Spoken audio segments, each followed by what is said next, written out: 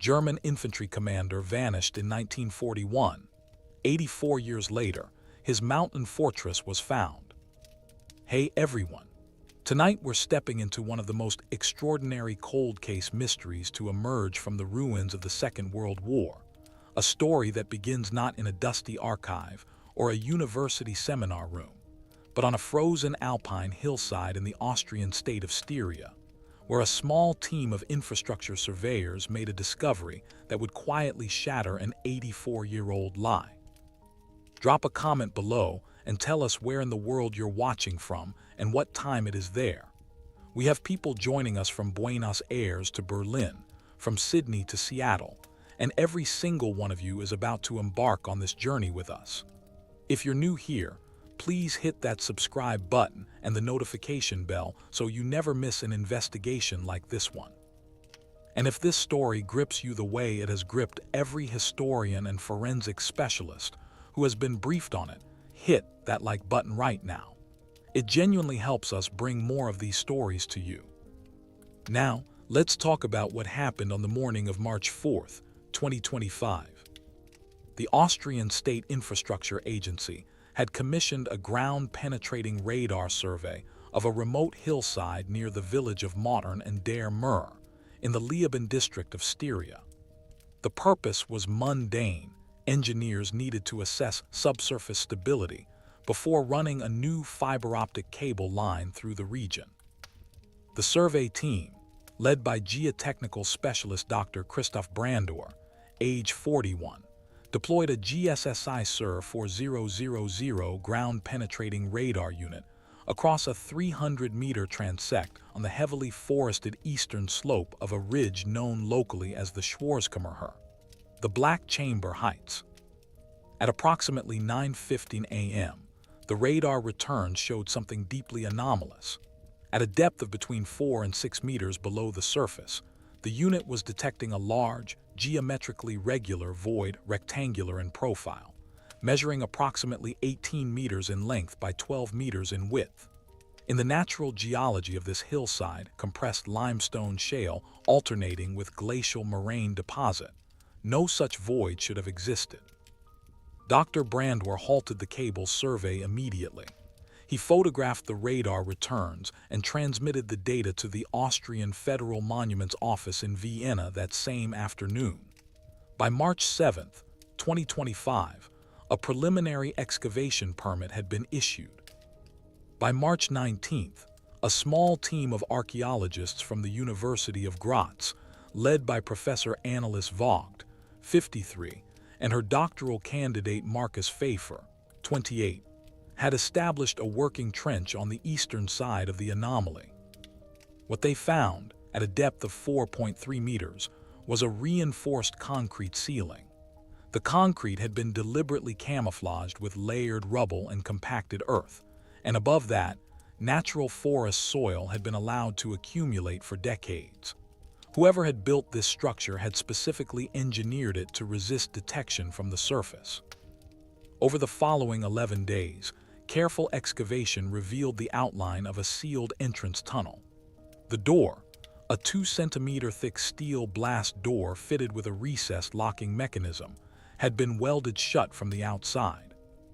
Forensic metallurgical analysis, conducted at the University of Graz laboratory in late March 2025, confirmed that the welding was performed no earlier than late 1945 and no later than 1950, based on the composition and oxidation pattern of the weld bead. When the door was finally cut open on April 2, 2025, investigators stepped into a sealed subterranean space that had not been entered in more than 7 decades. The air inside was stale but dry. The space was divided into 3 chambers. The largest contained a folding camp table, a steel equipment locker, a rusted kerosene heater, and still rolled and fastened with leather cord, a set of military maps.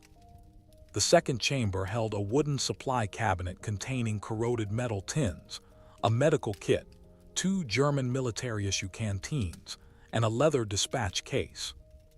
Inside the dispatch case, Forensic archaeologist Dr. Vogt found what would instantly transform a local infrastructure survey into an international historical investigation. There was a personal identity booklet, a Wehrmacht Soldbuch, the standard German military service passbook. The booklet document reference number stamped inside as Field Series WHK 7741 Ost bore a name, a photograph, and a service record. The name on the cover was Hauptmann Ernst Ludwig Kraber, born May 18, 1903, in the city of Breslau, now Wrocław, Poland. The photograph inside showed a man in his late 30s, angular-featured, with close-cropped gray-flecked hair, and the Iron Cross First Class visible at his collar. The problem, and this is where everything becomes extraordinary, is that according to official Wehrmacht records held in the German Federal Archives in Freiburg, Hauptmann Ernst Ludwig Kraber had been declared killed in action on November 12, 1941, during fighting near Tikhvin, on the Eastern Front in the Soviet Union. His death was certified, his name inscribed on the war memorial in his hometown, and his military file closed with the notation Gefallen für Großdeutschland, fallen for Greater Germany. The official record says Ernst Ludwig Kraber died in 1941 in the frozen mud of Russia. But the evidence found inside that sealed mountain fortress tells a very different story. If you want to see everything investigators found inside that chamber, and exactly how they proved a dead man kept on living, hit the like button and subscribe right now. We're only just getting started. To understand how a German infantry commander came to have his name on a Styrian war memorial while apparently occupying a hidden underground fortress in the Austrian Alps, it is necessary to understand exactly who Ernst Ludwig Kraber was, and why, by the autumn of 1941, he possessed both the intellectual capability and the personal motivation to stage his own death. Ernst Ludwig Kraber was born on May 18, 1903, in Breslau, then the capital of the Prussian province of Silesia, a city of classical architecture, prosperous merchant families, and deep military tradition. His father, Conrad Kraber, was a retired artillery major who had served in the Franco-Prussian War of 1870 and whose study wall carried with considerable pride a photographic portrait of Helmuth von Moltke the Elder. His mother, Hildegard née Sturm, was the daughter of a Protestant minister. Ernst was their second child and eldest son, born into a household that treated military service as both civic duty and family inheritance. He demonstrated exceptional academic ability from childhood. At the gymnasium in Breslau, he distinguished himself in mathematics, geography, and classical languages, graduating in 1921 with the highest marks in his cohort. He then enrolled at the Technical University of Berlin, where he studied civil and structural engineering, earning his Diplom Ingenieur in 1925. His thesis, a structural analysis of underground fortification design under dynamic load conditions, would prove, with unsettling symmetry, directly relevant to the events of 1941 and beyond. In 1926, aged 23, Kraber enlisted in the Reichswehr, Germany's post-Versailles professional army. He was commissioned as a second lieutenant in the 12th Infantry Regiment, based in Breslau. His engineering background was recognized immediately, and he was cross-trained as a fortification officer alongside his infantry duties.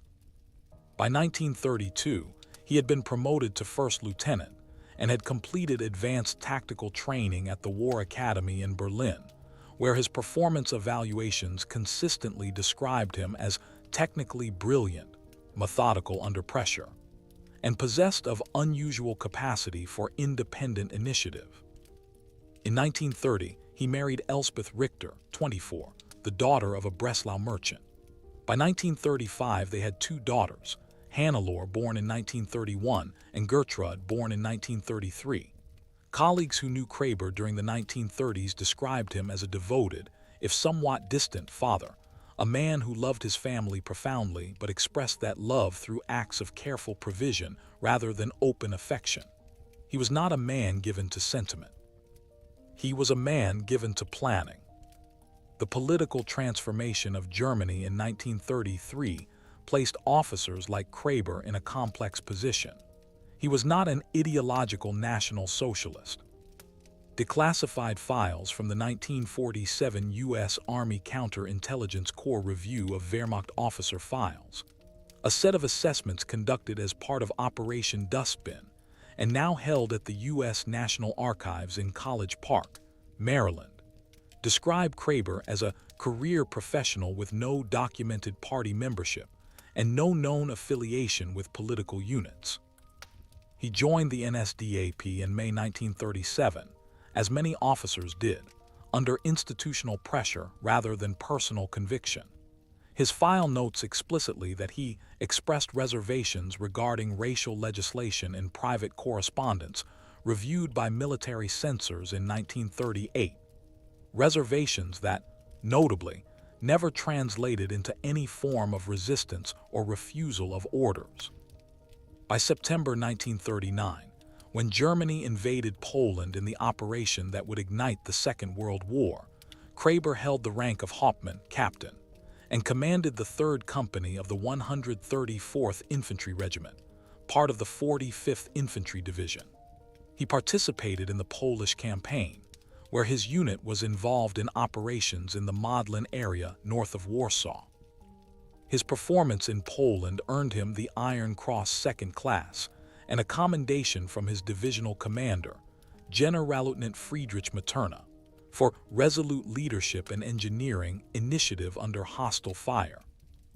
In the spring and summer of 1940, the 134th Infantry Regiment was redeployed to the Western Front in preparation for Fall Gelb, Case Yellow, the invasion of France and the Low Countries.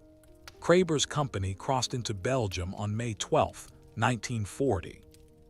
During the drive through the Ardennes and the subsequent advance toward the English Channel, Kraber demonstrated the qualities that would define his career: meticulous operational planning, extraordinary coolness under artillery fire, and a particular genius for exploiting terrain that other officers overlooked. He received the Iron Cross First Class, the decoration visible in the photograph found inside the mountain fortress, in June 1940, following the crossing of the Somme River near Amiens. After the French armistice, the regiment was rotated through occupation duties in France before being reassigned to the east in preparation for Operation Barbarossa, the German invasion of the Soviet Union, launched on June 22, 1941.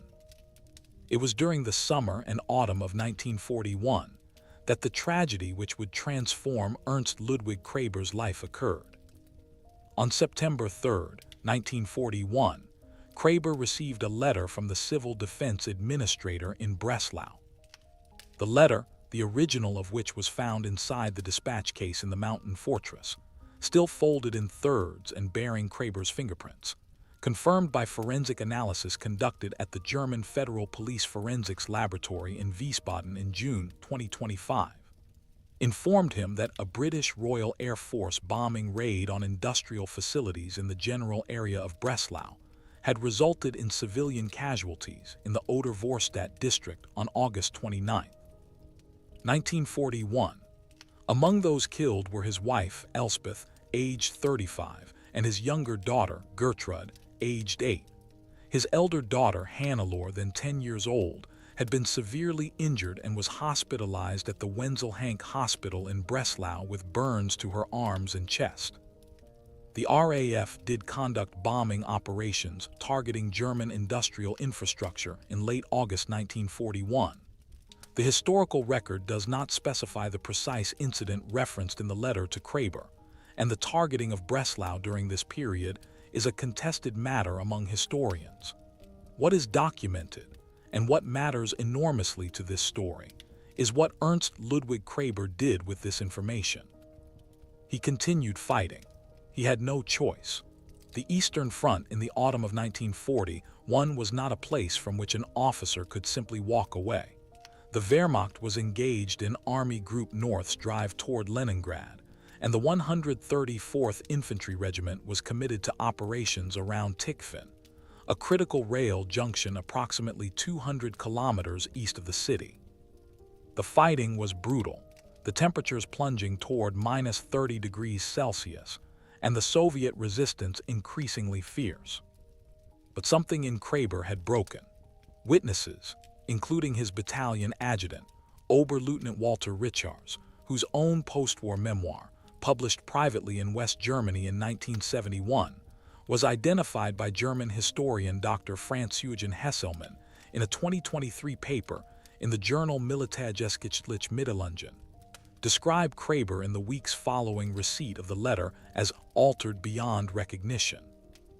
He became solitary, obsessive in his planning, and crucially, he began asking questions that had nothing to do with the war and everything to do with escape. The man who emerged from the shock of personal catastrophe was a trained engineer with encyclopedic knowledge of underground fortification, a flawless service record that gave him access to logistics and supply chains, and absolutely nothing left to lose. The machinery of his disappearance was already in motion before a single shot was fired in the engagement that would, officially, kill him. October 21, 1941, near Tikhvin, northwestern Russia. The temperature had been below minus 18 degrees Celsius for 11 consecutive days. The 134th Infantry Regiment's forward positions were stretched along a frozen creek bed approximately 14 kilometers southwest of the town of Tikhvin, and the regiment had sustained heavy casualties. 231 men killed and wounded in the previous 3 weeks of fighting. Kraber's 3rd Company had been reduced from its nominal strength of 180 men to fewer than 90 effectives.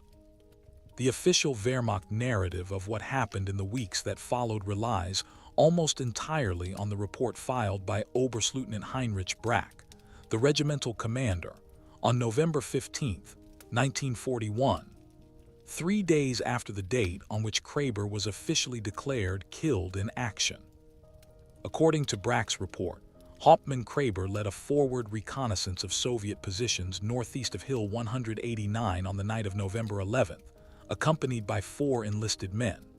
The patrol encountered Soviet infantry at approximately 11 p.m. In the ensuing firefight, conducted in near-total darkness and a fierce snowstorm, Kraber was last observed falling into the frozen creek bed after being struck by enemy fire. The body was never recovered. The snowstorm continued until the following afternoon.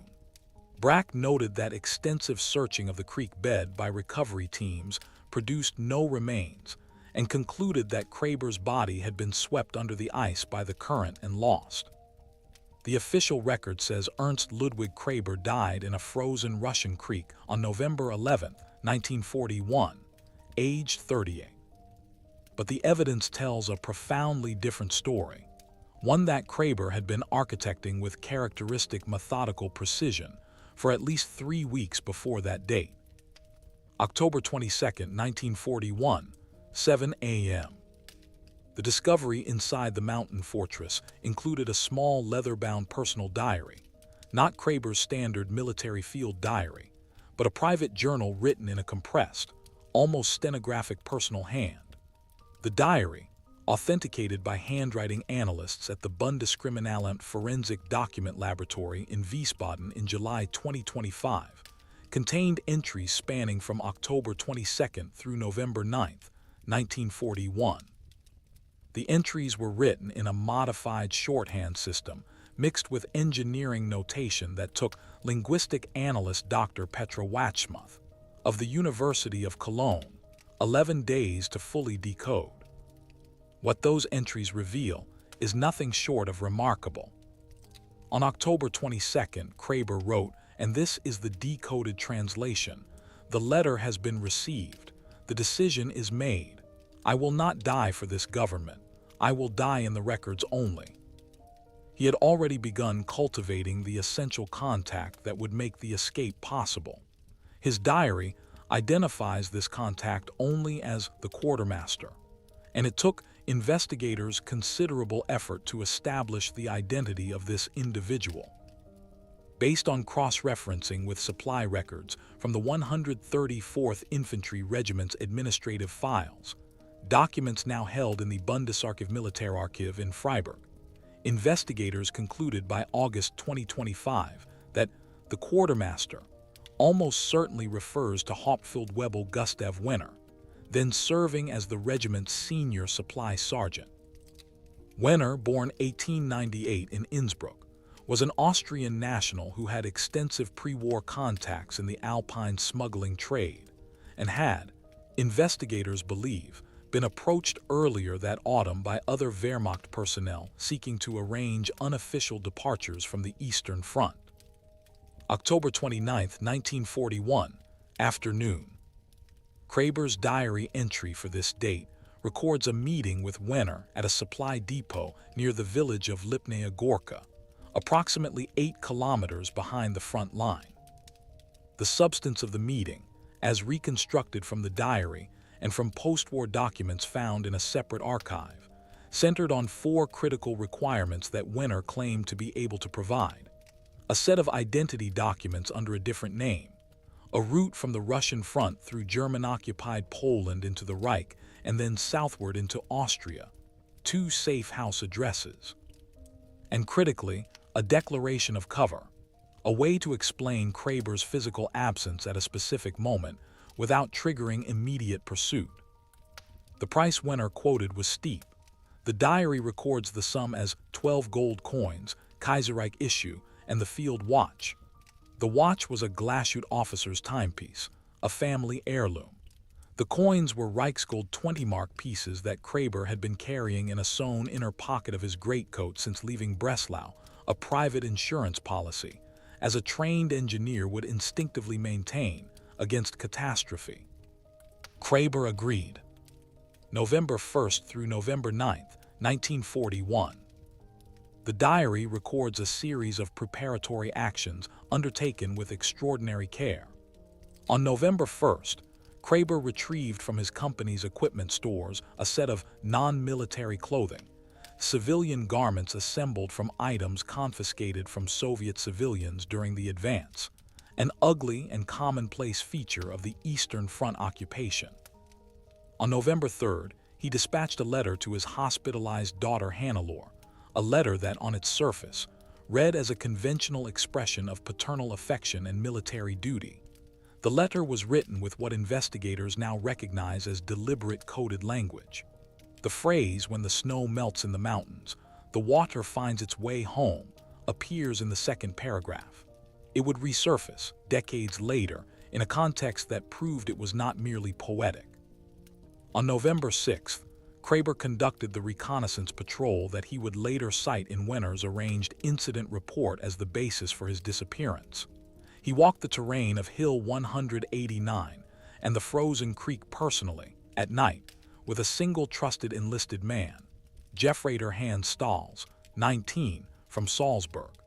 Stahls would later become the only other living witness to the escape plan's existence. Jeffrader Stahls was reported killed in action on December 4, 1941, less than a month after Kraber's disappearance. Whether this was genuine combat death or deliberate elimination to close the circle of knowledge remains, as investigators noted in their August 2025 summary report, an unresolved and deeply troubling question. November 11, 1941, 8 p.m. The snowstorm that covered the escape was real. The temperature that night was -22. The visibility was effectively zero beyond 30 meters. Kraber's diary's final entry, dated November 9th, 2 days before the event, closes with the words, "The stage is prepared. The actor will vanish. What remains is the shell to be reported as broken." What actually happened on the night of November 11th has been reconstructed from a combination of the diary, a post-war testimony document found in a sealed section of the Austrian State Archive in Graz, and the forensic evidence recovered from the mountain fortress. Kraber led the four-man patrol to Hill 189 as scheduled. At approximately 11 p.m., as Wenner had arranged, a coordinated burst of Soviet-style small arms fire, likely fired by Wenner himself using a captured Soviet Mosin-Nagant rifle taken from the regimental trophy cabinet, erupted from the northeast. In the darkness and confusion of the storm, the four enlisted men took cover. Kraber, moving deliberately and swiftly, dropped his Wehrmacht service cap and personal identification tag into the creek bed, discharged his service pistol twice into the ice to simulate wounding, and slipped away into the forest to the south. He was already wearing civilian clothes beneath his greatcoat. By midnight, he had reached Wenner at a prearranged point 3 kilometers south of the creek. There, Wenner handed him a leather document wallet containing a complete set of forged identification papers, a German civilian Kenkart identity card bearing the name Karl Joseph Martin, born April 3, 1901, in the city of Graz, Austria, a civil engineer by profession. The document was of genuine pre-war manufacture, altered with exceptional skill. Forensic document analysis conducted in September 2025 confirmed that the photograph substitution on the Kenkart was performed using a technique known to have been employed by the SD, the Sicherheitsdienst, the SS intelligence service, involving a gelatin lift process that left virtually no detectable alteration at normal magnification. Wenner also provided Kraber with a civilian train pass, a letter of transit signed with a forged bureaucratic stamp from the Reich Labor Service headquarters in Krakow, and a hand-drawn map showing the first 3 legs of the route south. The escape had begun. April 2, 2025, 3 p.m., the excavation site near Modern and Der Mer, Styria. The sealed chamber is open for the first time in more than 7 decades. Professor Annelies Vogt of the University of Graz stands inside wearing a Tyvek forensic suit, her breath visible in the cold underground air. The first thing she notices, beyond the artifacts already catalogued, is the construction quality of the space itself. The walls are formed concrete reinforced with steel rod, Kraber's engineering training made manifest in stone and steel.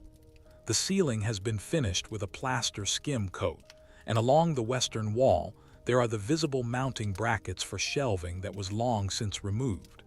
This was not a hasty bolt hole dug in panic. It was a deliberately engineered structure, built with professional precision and stocked for long-term occupation.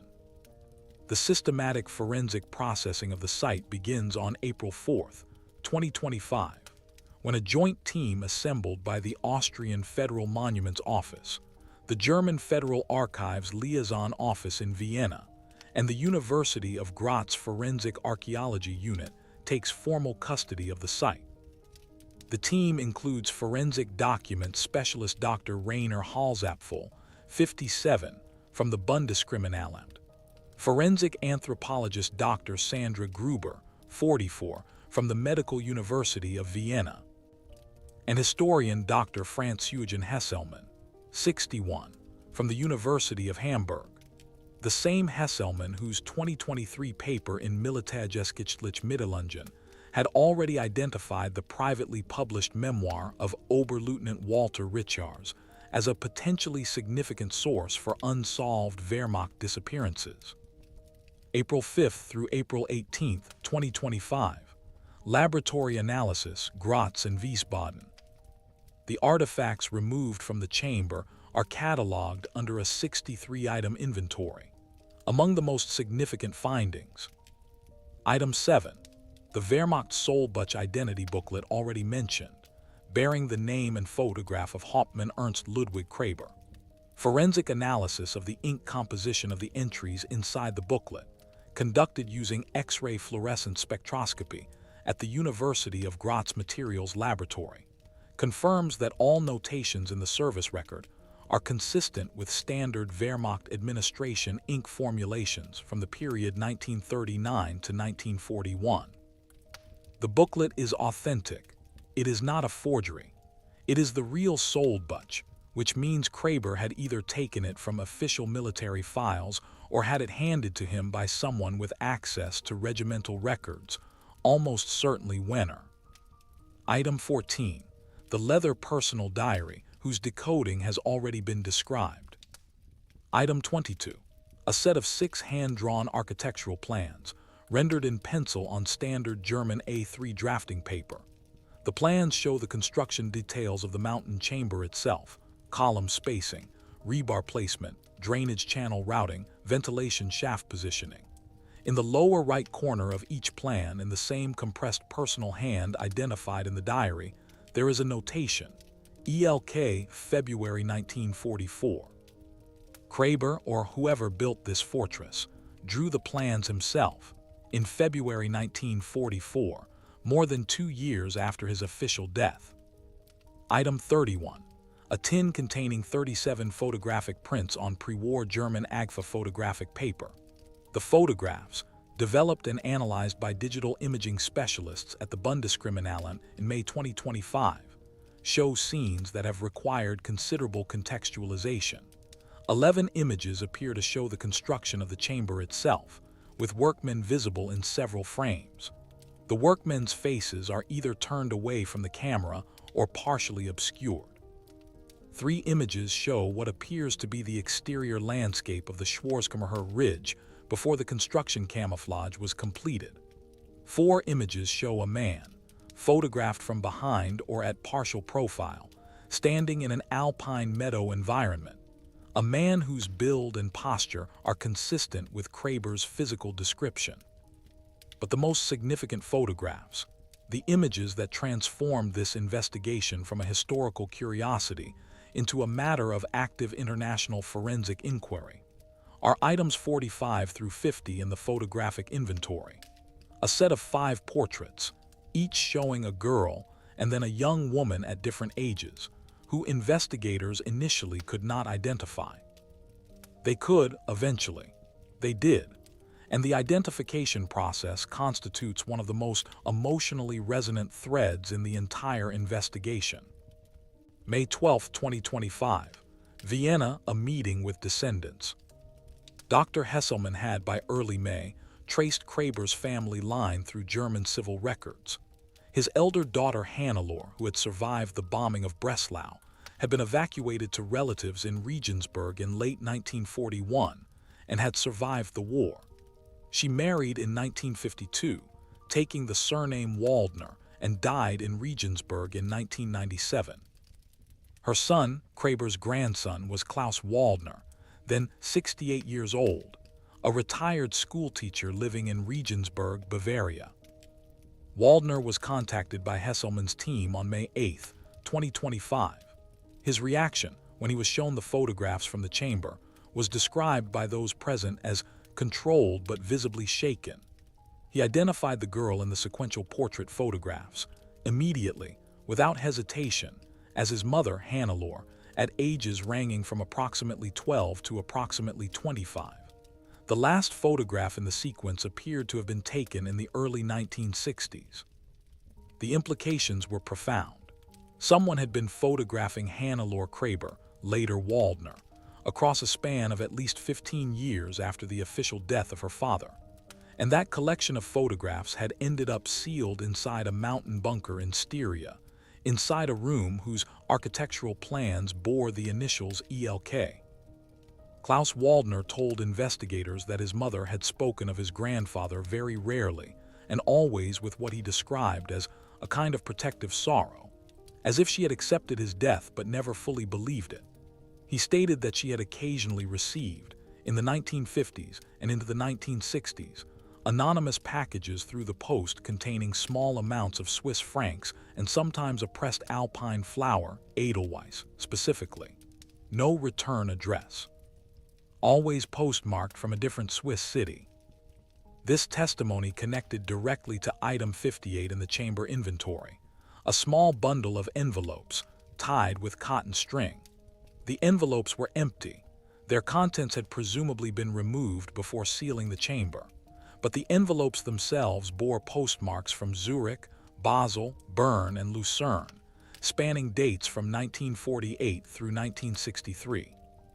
And the handwriting on the address labels, compared with known Kraber samples from his service record, was identified by forensic document examiner Dr. Halsapfel as exhibiting a probability of common authorship exceeding 93% based on 12 measurable biometric letterform parameters.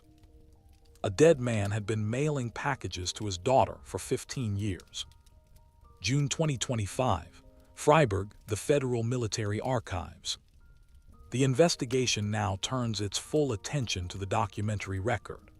Dr. Hesselmann and his research assistant, Tobias Fröhlich, 26, spend 3 weeks in the Bundesarchiv Militärarchiv examining every document related to the 134th Infantry Regiment's operations in November 1941.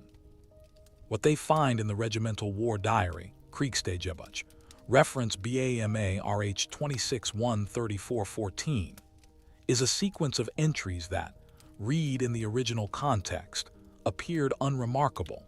But read against the forensic evidence from the mountain fortress. They reveal Oberstleutnant Brack's death report as a fabrication constructed with Wenner's direct assistance. The war diary entry for November 12, 1941, the day after the alleged firefight, notes that HPTM. Kraber is reported missing following contact with enemy forces on Hill 189. Recovery operations impeded by weather conditions. It does not describe anyone who witnessed him being struck by enemy fire. The phrase, last observed falling, appears only in Brack's separate death certification report, not in the contemporaneous war diary.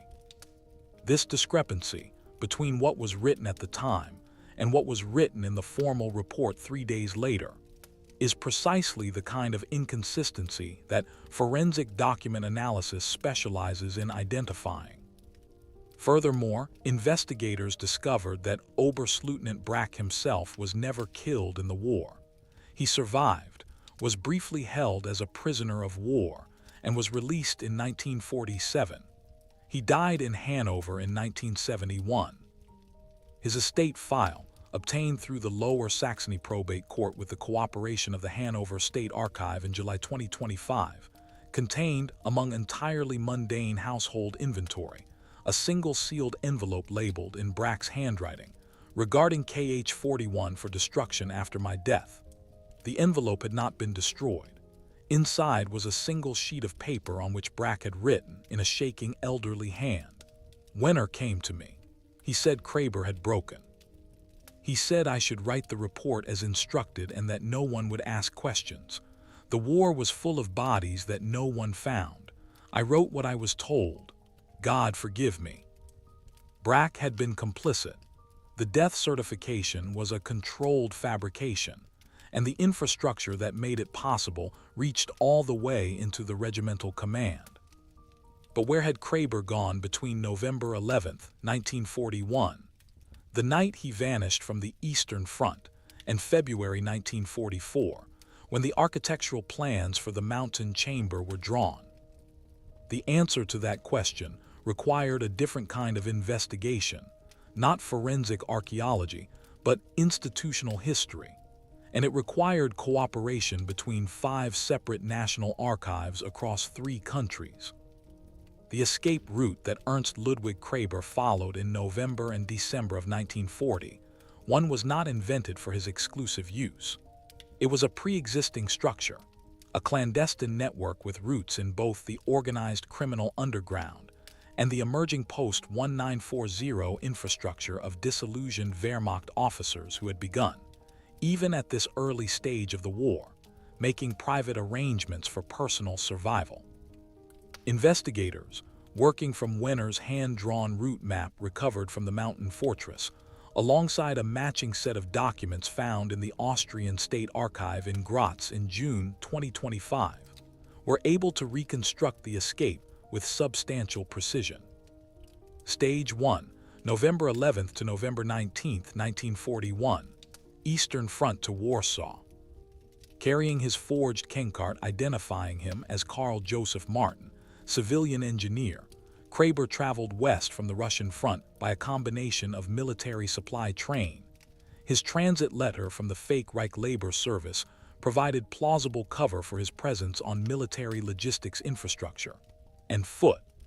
The route took him through Pskov, then southwest through German-occupied Soviet territory into German-occupied Poland.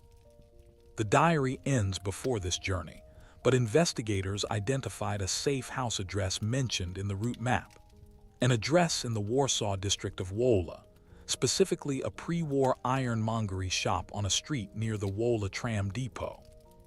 Cross-referencing with Polish State Archive records from the occupation period, investigators confirmed that this address served as a contact point for a network that historians of the Polish underground have previously documented under the name Grün Brücke, Green Bridge. Grün Brücke was not a Polish resistance network. It was, paradoxically, a German-run operation, a small, covert enterprise established around 1940 by a former Abwehr officer, Major Theodor Kantek, born in 1895, who had become disillusioned with the regime and had begun using his intelligence contacts to facilitate the unofficial departure of select Wehrmacht officers from active service. Kantek charged for his services, accepted payment in gold and foreign currency, and operated with extraordinary operational security. His network is estimated by post-war intelligence assessments.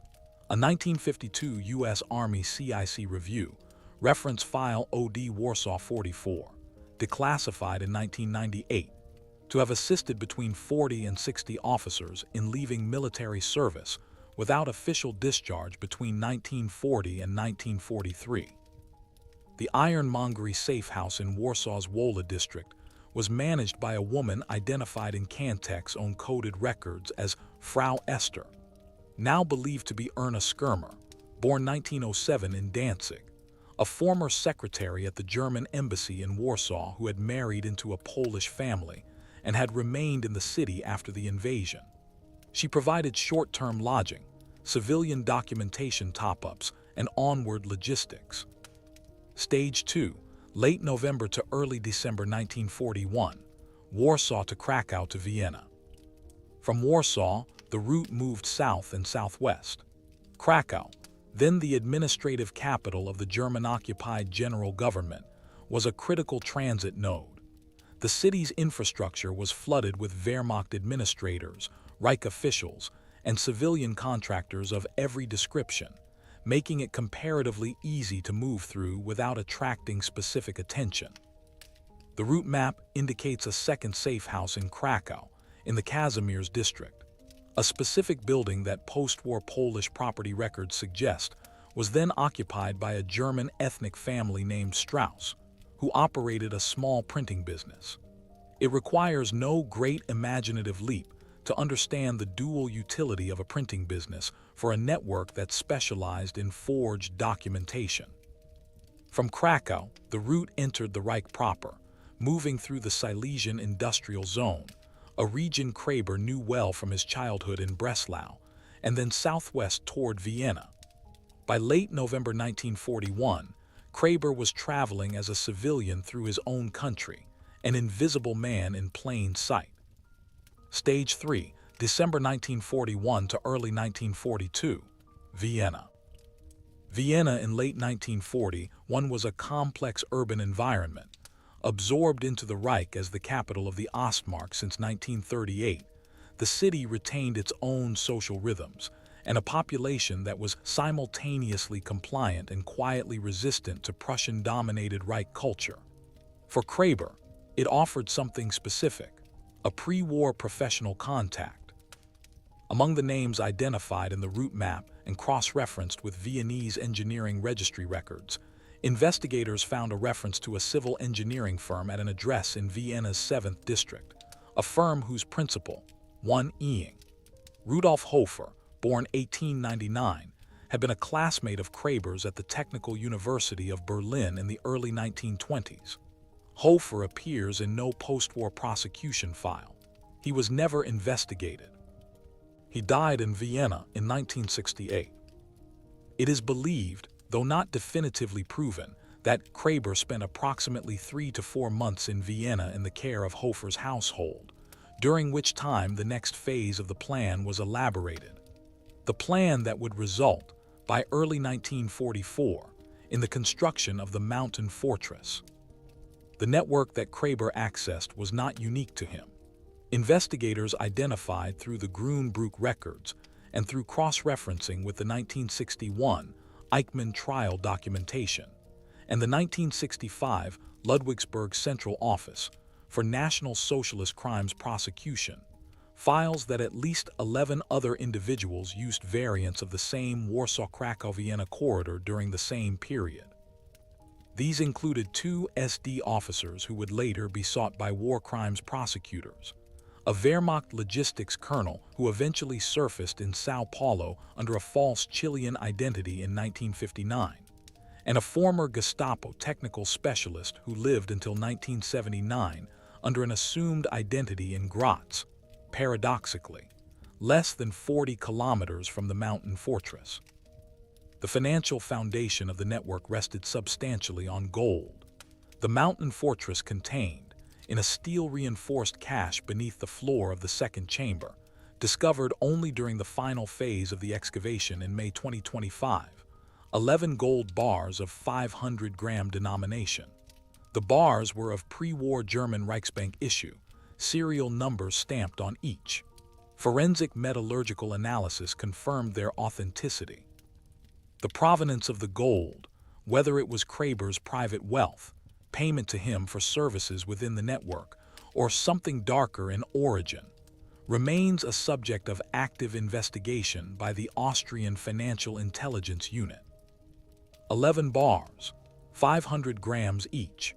At current market value, this quantity of gold represents a sum in excess of 320,000 euros. In 1942 terms, it represented financial independence sufficient to sustain an invisible life for years, perhaps decades.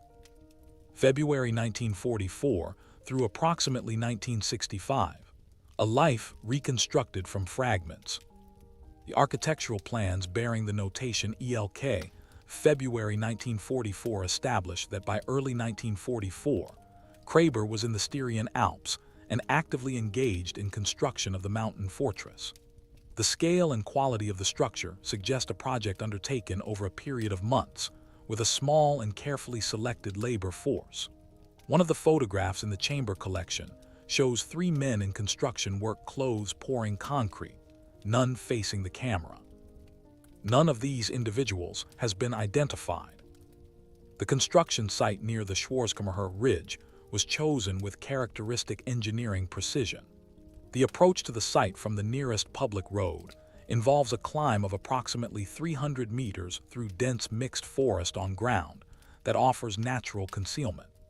The site's positioning on the eastern face of the ridge means it receives no direct line of sight from any inhabited location within a 5-kilometer radius. The ventilation shafts, identified during the April 2025 excavation, emerge at the surface disguised as natural rock formations, their outlets sealed with bronze mesh grills that were set flush with the surrounding stone.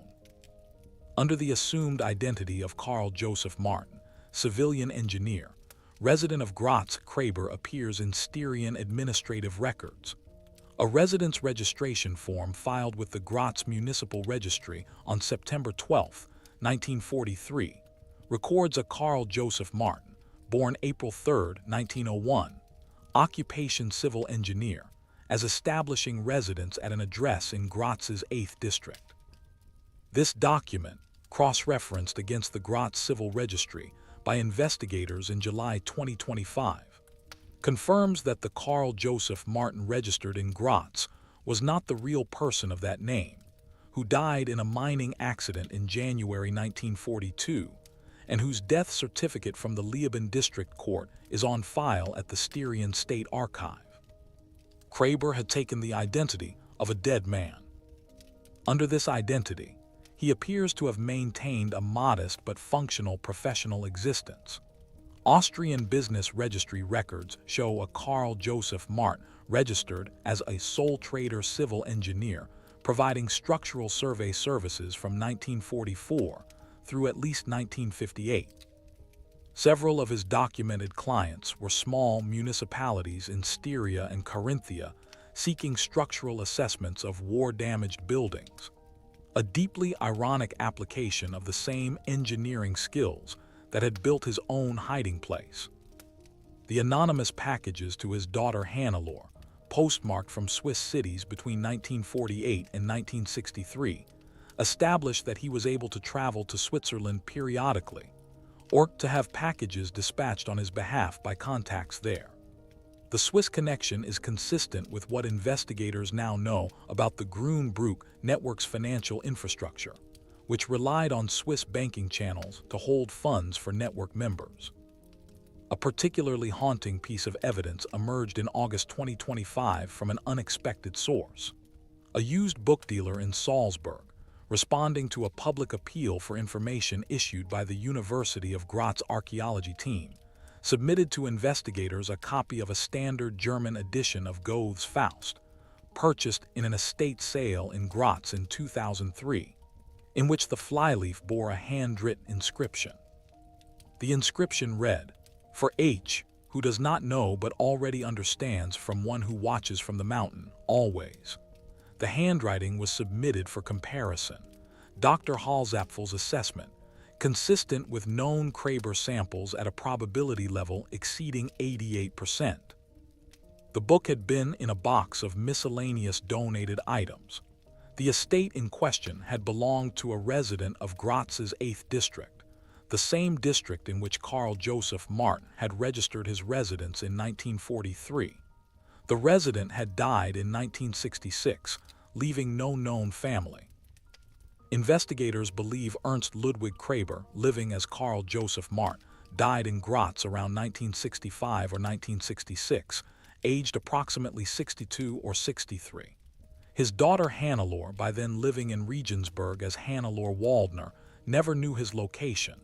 She never knew with certainty whether he was alive or dead. She received packages. She received an anonymous book. She pressed Edelweiss flowers, according to her son Klaus, that she kept in a box under her bed until her own death in 1997. There was no deathbed confession. There was no final letter. There are gaps in this story that may never be filled. Who, precisely, built the mountain fortress alongside Kraber? What happened to Gustav Wenner, who vanishes from Wehrmacht records after January 1942 and appears in no post-war prisoner of war register? What is the true origin of the 11 gold bars? And why did Kraber seal the fortress, apparently in the late 1940s, rather than simply abandoning it? The welded door suggests finality, a deliberate closure, the act of a man who was saying goodbye to the last physical record of who he truly was, or perhaps the act of a man who was preserving, in concrete and steel, the only honest monument his life would ever receive. Ernst Ludwig Kraber was not Heinrich Himmler. He was not a concentration camp commandant. He was not an architect of genocide. The declassified files reviewed in this investigation contain no evidence that he participated in war crimes, no evidence of orders given for the killing of civilians, no evidence of involvement in the ethnic cleansing operations that define the Eastern Front's darkest chapters. His service record is that of a professional infantry officer, a man who fought, who commanded, who was decorated, who executed the military functions his nation demanded of him. And yet, the Eastern Front was not a theater in which it was possible to command an infantry company between 1941 and November 1941, the most lethal period of the campaign's initial phase, without being in proximity to atrocity. The 134th Infantry Regiment's operational area in the autumn of 1941 encompassed territory in which the Einsatzgruppen killing units were active. German divisional histories of this period, including the semi-official history of the 45th Infantry Division, are notoriously reticent on the subject of what Wehrmacht infantry officers knew about, witnessed, or tolerated. The question of what Kraber saw and chose not to challenge is one that cannot be answered from the evidence available. What can be said is this: he deserted, in the most absolute sense of the word. He abandoned his command, 90 men, already depleted by casualties, facing a brutal Russian winter at a moment of maximum operational stress. He did so by staging a false death that diverted recovery resources, misdirected his commanding officer, and consumed the emotional and administrative energy of an entire battalion's headquarters in the aftermath. The men of his company were assigned to another officer's command and suffered further casualties. Some of them died in the weeks following Kraber's disappearance. Whether any of those deaths can be attributed to leadership instability caused by the change of command is impossible to establish, but the possibility cannot be dismissed. He lived for approximately 25 years after his escape while bearing a false identity, paying no taxes under his real name, receiving no punishment for his desertion, and living in geographic proximity to a society engaged in the slow and incomplete project of prosecuting Nazi-era crimes. The Eichmann trial in 1961, broadcast across the German-speaking world, must have reached his ears. The Ulm-Einsatzgruppen trial of 1958, which established the principle of systematic prosecution of Eastern Front atrocities, must have been known to him. He made no contact with the authorities. He offered no testimony.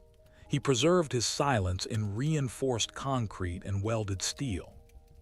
The victims of the war, the families of his own soldiers who died after his desertion, the civilian populations of the occupied Soviet territories over which his unit marched, his own daughter Hannelore, who grew up without a father, permanently disfigured by burns caused by the same war from which her father chose to absent himself, received nothing from Ernst Ludwig Kraber. No acknowledgement, no reparation, not even the knowledge of whether he was alive or dead.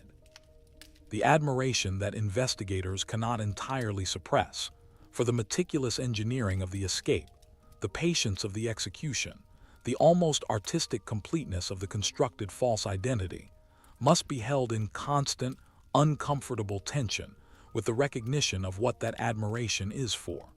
It is admiration for the successful evasion of accountability. It is wonder at the technical execution of an act of profound moral abandonment. Kraber was, in the final analysis, representative of a category of men that World War II produced in significant numbers. The professionally competent individual who used exceptional capability in the service of personal survival rather than collective responsibility. The escape networks that assisted him, Grünbrück and its analogs, were not resistance movements. They were enterprises of self-preservation, operating in the moral vacuum between compliance and heroism, serving people who could pay and who had reason to hide. How many others are there? How many mountain fortresses remain sealed in the alpine ranges of Austria, Germany, Italy, and Switzerland? How many Karl Joseph Martins are buried in provincial graveyards without anyone knowing the name on the stone is borrowed?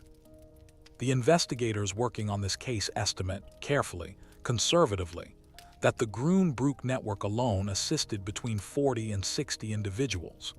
Fewer than 10 have ever been definitively identified. The others remain, as Kraber remained for 84 years, names on war memorials, entries in death registers, ghosts in official records. September 28, 2025, near Modern and Der Mur, Styria. The site has changed since April. The excavation trench has been backfilled, the surrounding forest restored as precisely as it can be. The Austrian Federal Monuments Office has designated the location a Class B protected archaeological site, which means access is controlled, the structure itself preserved intact below ground, and a small wooden interpretation panel erected near the forest path describing, in both German and English, the nature of what lies beneath. The panel does not name Kraber. It does not name the dead men who may or may not have died as consequence of his decisions.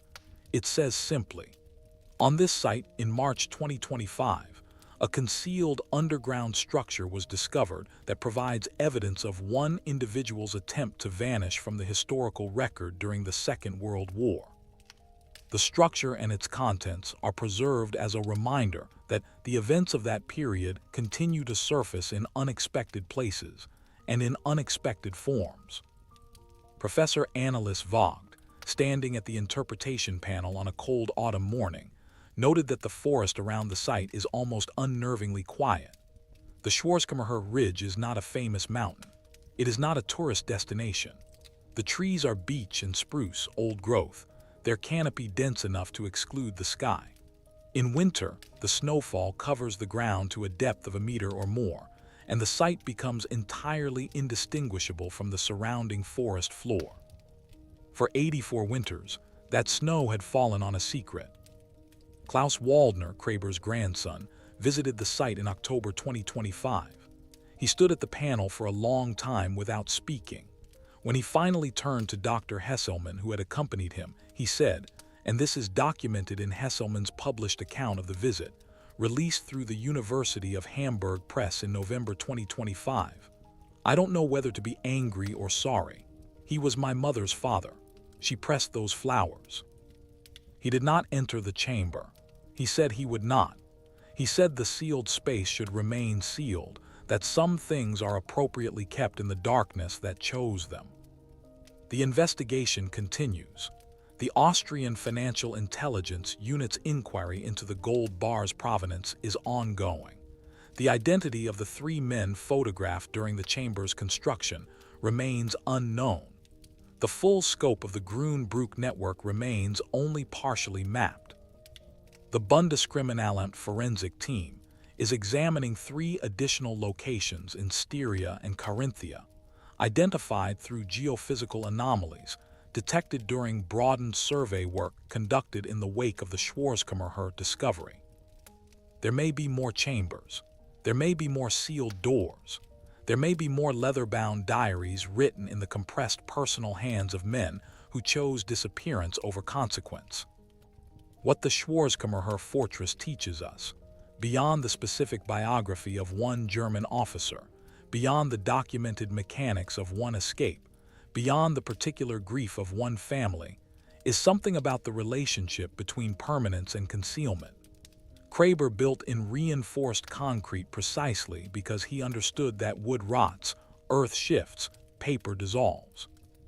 He understood that the only structure durable enough to outlast his deception was a structure engineered to last centuries. He built his secret to endure. He could not have foreseen ground-penetrating radar. He could not have foreseen forensic document analysis capable of comparing ink compositions at molecular level. He could not have foreseen the digitization of regimental war diaries, the declassification of CIC files, the systematic scanning of provincial probate records that would allow investigators to connect a used Goethe in a Salzburg bookshop to an identity forged in 1941 from the documentation of a dead miner. He could not have foreseen that his daughter's grandson would stand in the autumn forest above his hidden life and feel, simultaneously, loss and betrayal and a grief that had no name because it was grief for a grandfather who died twice, once on paper and once, apparently, in quiet anonymity in a Graz apartment in the mid-1960s, with no one who knew his real name present. Sometimes the mountain keeps secrets for 84 years. Sometimes the concrete holds. Sometimes the welded door resists the forest and the frost and the slow, patient pressure of time itself. But the ground remembers. The ground always remembers. And the question that lingers in the beech-scented silence of the Schwarzkammerher Ridge is not whether this particular secret has now been exposed. It has, as much as it ever will be. The question is a different one, and it is directed not at the past but at the landscape itself. How many other mountains in how many other countries are still keeping their silence? How many other names on stone memorials are borrowed names? Names worn by living men who ate breakfast and paid for their groceries, and watched their daughters age in secret photographs, while the official world believed them long dead. How many other concrete chambers sit precisely 4 meters below the forest floor, their welded doors intact, their contents pristine in the cold and the dark? The survey teams are going out again in spring. The radar arrays are being calibrated. The satellite imagery is being reanalyzed. In the archives of 5 countries, researchers are pulling files that have not been opened in decades. The secrets are there. They have always been there. They are waiting, as all long-buried things wait with infinite, unhurried patience to be found.